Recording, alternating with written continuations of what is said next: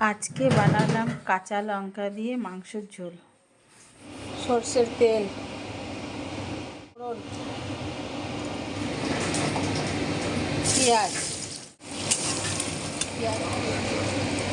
একটা গোটা রসুন দিয়ে দেবো।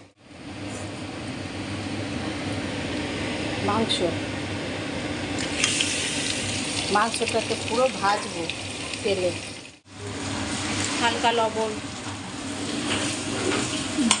ধনে গুঁড়ো, জিরে গুঁড়ো, লবণ, হলুদ আর কাঁচা লঙ্কা, আদা, রসুন পেস্ট।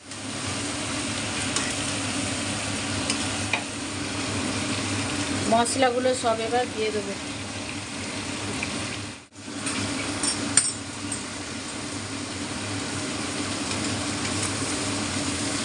এবার যতক্ষণ না সেদ্ধ হচ্ছে ততক্ষণ হালকা জল দিয়ে দিয়ে কষানো হবে।